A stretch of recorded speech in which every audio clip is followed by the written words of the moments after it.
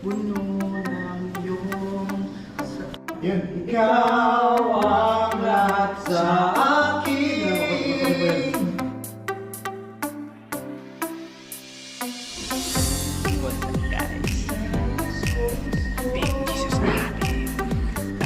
Ang pag-ibig mo ang nais ko. Ang pag-ibig mo pagkarapin.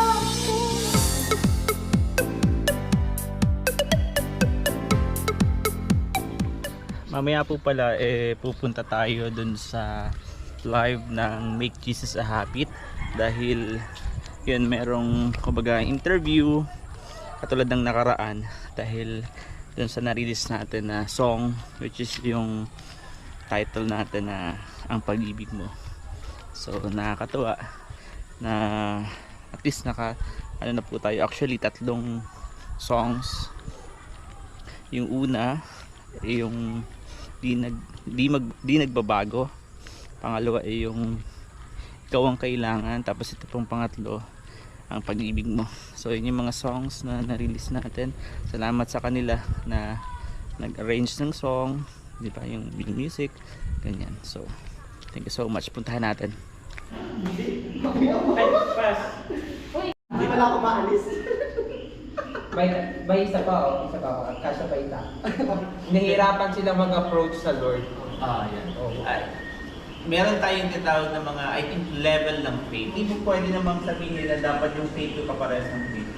Pero kailangan din natin siyang pag-pray. Kung sino man yung kakilala natin na nag-struggle siya sa kanyang paglapit sa Panginoon, ipag-pray din natin siya. So, Make Jesus a habit! Hello po!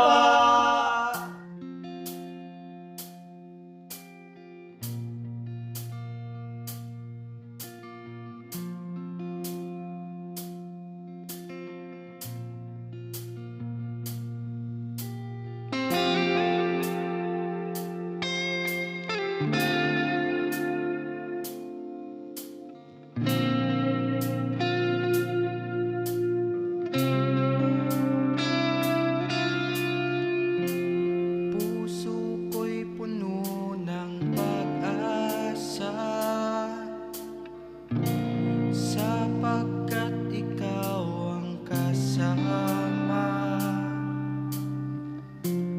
Isip ko'y puno ng iyong salita, nasa buhay ko ay pagpapala.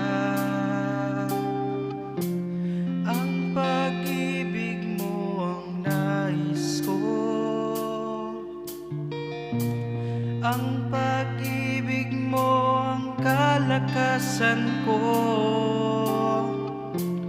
ang pag-ibig mo ang nais ko, ang pag-ibig mo ang kalakasan ko.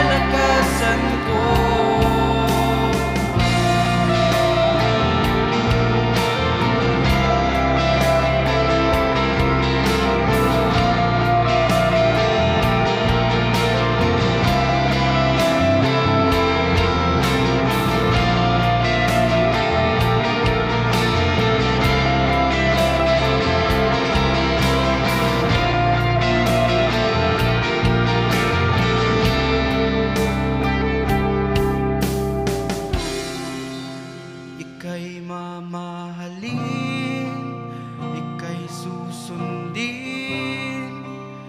ika'y uunahin. Ikaw ang lahat sa akin. Ika'y mamahalin, ika'y susundin, ika'y uunahin.